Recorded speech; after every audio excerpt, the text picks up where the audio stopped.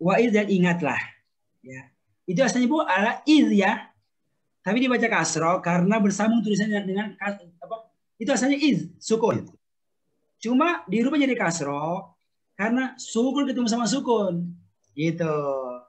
Itu berubah cara bacanya menjadi wa idzi betala. Ya, wa idzi betala. Kita kata bala. Aslinya wa idza ya aslinya. Enggak ada id kan. Id ketika ya wahai. Cuma kan id itu kan Bu, Bapak sukun. Ketemu ibtala sukun lagi tuh, inya kan sukun itu. Itu nggak bisa kebaca. Nah, maka yang pertama dirubah menjadi kasroh. Itu cara baca Al-Quran gitu atau bahasa Arab secara umum. Jadi baca apa? Dan idzi betala. Dan ingatlah ketika dibalik Pak, Tuhan Ibrahim mengujinya. Itu betala orang biru kan dikata bala, kan bala ujian. Ingatlah ketika Tuhannya menguji Ibrahim dengan beberapa kalimat banyak. Lalu atama Pak Bambang, ini kan warnanya biru Pak, menyempurnakan kan? Tapi dia punya bahasa Indonesia. Apa asalnya Pak? Atama itu? Tamat. Tamat, kan tamat. Ya, sempurna. Nah, gitu. Ya, boleh. Maka beliau menamatkannya. Boleh menyempurnakannya. Ya kan? Nah, qala dia berkata, ya Allah ya, sesungguhnya aku jahil, Bapak. Bukan menciptakan sini, menjadikan. Ya. Menjadikan engkau wahai Ibrahim, ya, imam pemimpin bagi manusia. Tidak, aku akan pilih engkau sebagai pemimpin imam bagi semua manusia. Nah, qala, maka Ibrahim berkata, ya, wa min zuriyati, dan dari keturunanku. Maksudnya jadikan juga sebagai pemimpin. Ya. Qala, Allah berkata. Jadi Ibu ini ada qala ya, tapi ada qala Allah, ada qala Ibrahim. Nah, gitu ingat tuh. Oh, ini qalanya kalau Allah nih. Oh, ini qalanya kalau Ibrahim. Kan dia telah berkata. Tergantung siapa pelakunya. Ya. Yang ketiga qala, ini Allah lagi nih. Allah berkata, la yanalu ahdi, ya. Janjiku tidak berlaku. Nah, itu Pak, berlaku ya nalu ya. Siapa? Az-zalimin, orang-orang yang zalim. Nah, janjiku ini enggak berlaku. Ini enggak mengenai siapa orang-orang yang zalim. Ya. Oke. Terus kalian, perhatikan sekarang maknanya saya akan jelaskan ini. Bapak Ibu, ayat ini luar biasa. Menjelaskan kenapa itu Ibrahim akhirnya punya pribadi yang sangat luar biasa. Saking luar biasa Ibu sekalian, ya. Dan saking besar jasanya itu sampai-sampai kita disuruh bersyukur kepada Allah. Kepada akan Ibrahim ini. Bagaimana? Disebutkan namanya salam salawat. Allahumma sholli ala Muhammad wa ala ali Muhammad kama sholaita ala Ibrahim wa ala ali Ibrahim. Kenapa? Karena besarnya jasanya itu Ibrahim. Maka disuruh kita bersalawat kepadanya itu. Makanya jadi wajib itu. Makanya jadi rukun sholat. Itu salawat itu. Kalau nggak baca itu nggak sah sholatnya. Ekspresi kesyukuran kita kepada Allah ya, atas kebaikan Ibrahim tersebut. Kenapa? Dia telah menjadi teladan panutan untuk kita sekalian. Nah, ini kata Allah. Ingatlah ketika Allah telah menguji itu Ibrahim. Ya. Dengan beberapa kalimat. Apa? Ibrahim, sembelih anakmu. Ya kan? Sembelih anakmu. Woi, disembelih. Allah selamatkan. Apalagi Ibrahim, waktu muda, pergi berdakwah. Ya, dakwah. Kaumnya semua berhala, bapaknya juga. Ya, akhirnya dia pergi berdakwah.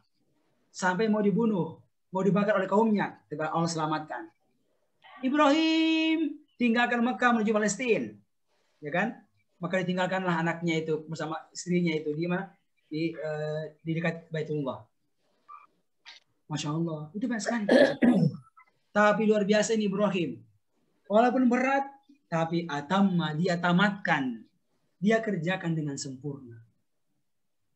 Kenapa? Dia tahu Allah itu bukan penzalim. Allah itu bukan penindas. Allah adalah zat yang penuh dengan rahman. Penuh dengan kebaikan. Ya. Walaupun zahirnya dia nggak bisa menangkap apa hikmah di balik perintah itu, tapi dia yakin Allah itu adalah zat yang ar-Rahman ar-Rahim. maka akan. Wah, hebat kamu Ibrahim. Hebat kamu. Akhirnya apa kata Allah? Inni ja'iluka linnasi imam. Kamu pantas untuk menjadi imam. Imam. Siapa ya? Panutan, teladan, contoh bagi orang-orang. Itu maksudnya sekalian. Imam. Kan pemimpin. Ada teladan, contoh. Maka dia mengatakan, ya Allah, wa min zurriyati, juga jadikan jadi keturunanku para pemimpin, para teladan, para contoh. Nah, dia juga mau agar anak-anak keturunannya pun demikian pula adanya. Ya, Allah menjawab, ya bisa aja. Tapi apa? Tapi la yanul ahdi, janjiku ini, janji berikan kepemimpinan, ya, itu nggak berlaku. Kalau ada di antara keturunanmu itu yang zalim, yang kafir, yang maksiat, itu nggak dapat. Ya, Bu.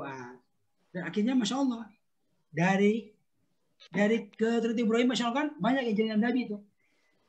Ya, dari jalurnya Ishak, Bani Israel, banyak muncul Nabi-Nabi. Dan yang terakhir, dari jalurnya anaknya Ismail, itu muncullah Nabi akhir zaman, Muhammad alaihissalatu wassalam. Bapak Ibu yang muliakan, ini ayatnya singkat banget nih, tapi luar biasa hikmahnya. Ya, apa itu pertama? Hikmahnya, Bu?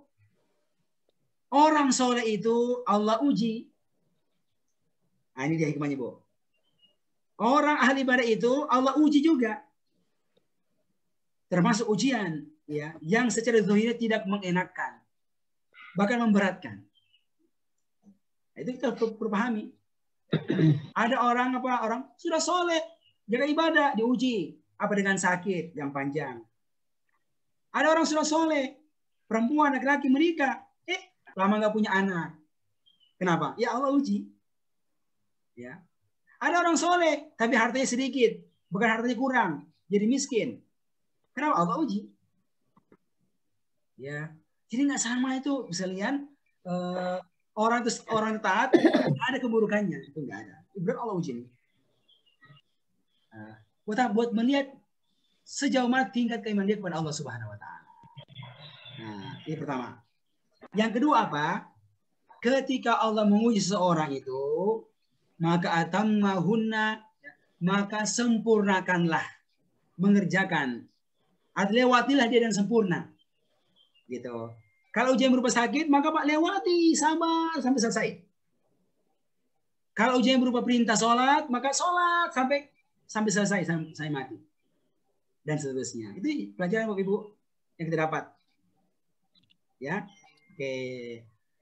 Apalagi Bu? Hikmahnya itu, maka mereka yang soleh, yang terbukti, ya, bisa melewati ujian Allah ini sekalian, itu yang pantas menjadi contoh dan teladan. Contoh dan teladan. Itu dari hikmahnya. Nah, apalagi Bu? Ini luar biasa. Orang tua yang baik itu selalu mengharapkan kebaikan untuk anak-anaknya. Ya, ini kan Ibrahim. Waktu Allah pilih dia jadi imam, dia bilang, ya Allah, juga dari keturunanku. Nah, jadi ada harapan, ya, dari orang tua yang baik agar anak keturunannya pun menjadi orang-orang yang hebat.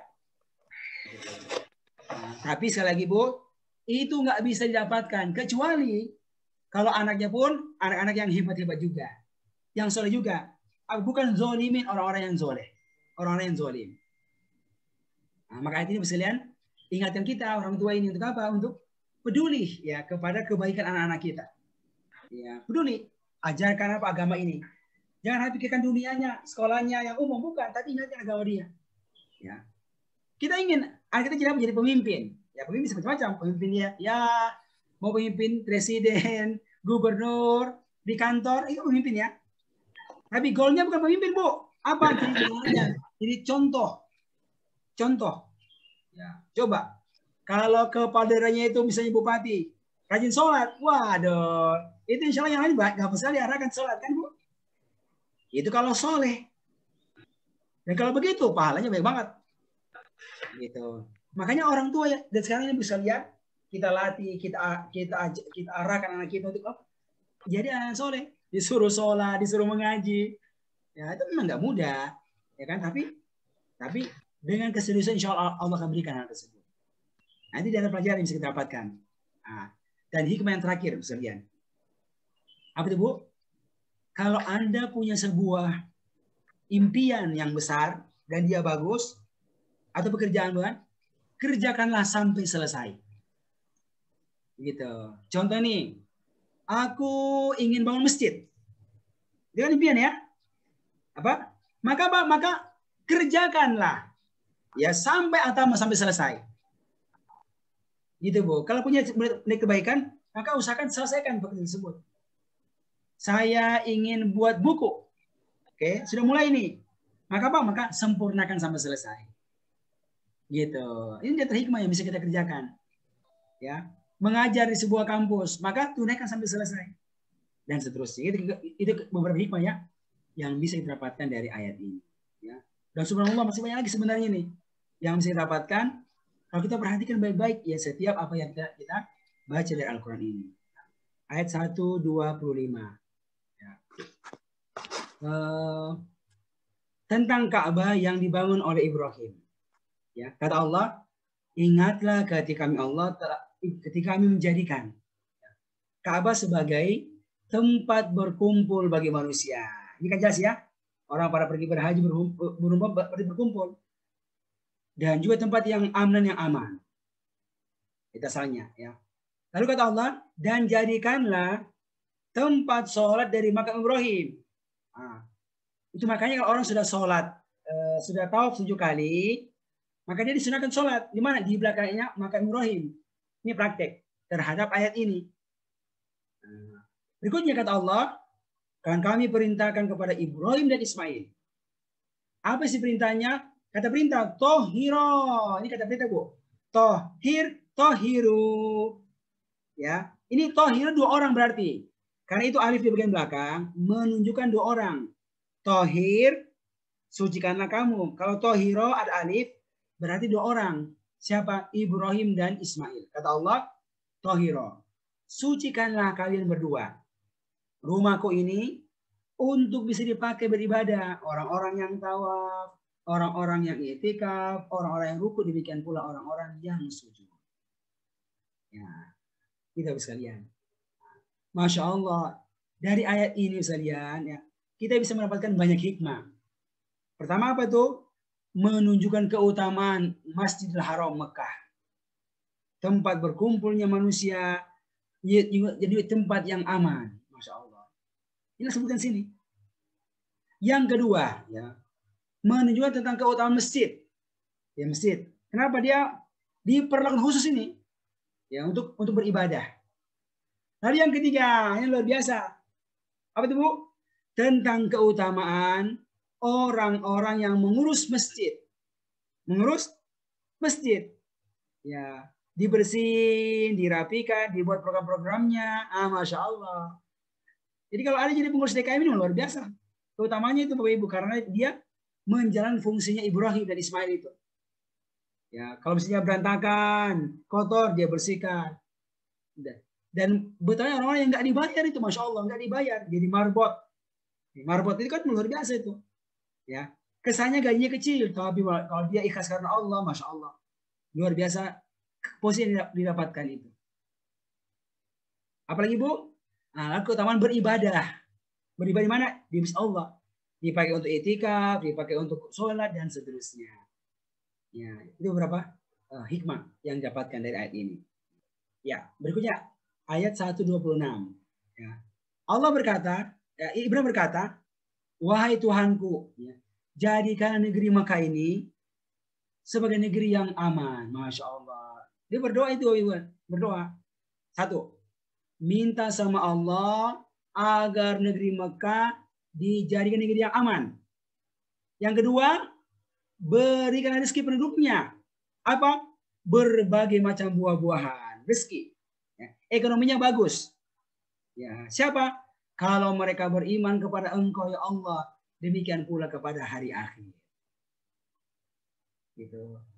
Jadi berdoa kepada Allah agar menjadikan negeri yang aman. Dan Masya Allah akhirnya Allah jawab doa Ibrahim. Sampai sekarang luar biasa negeri ini. Ya. Luar biasa.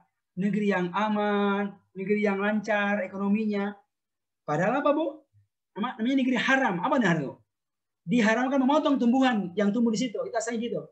Dulu itu kan karena susah tandus ya. Tandus tuh maka orang dilarang memotong pohon-pohon yang ada di situ. Itu asalnya begitu. Ya. Tapi walaupun itu negeri tandus Bapak Ibu, ya. Tapi sekarang rezekinya apa? Dari mana-mana tuh datang. Mana?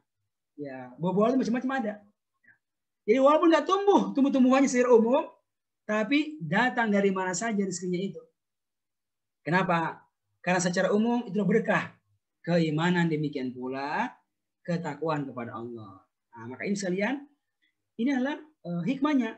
Kalau orang beriman kepada Allah, orang itu bertakwa, maka insya Allah Allah berikan rezeki kepadanya. Rezeki kepadanya. Nah.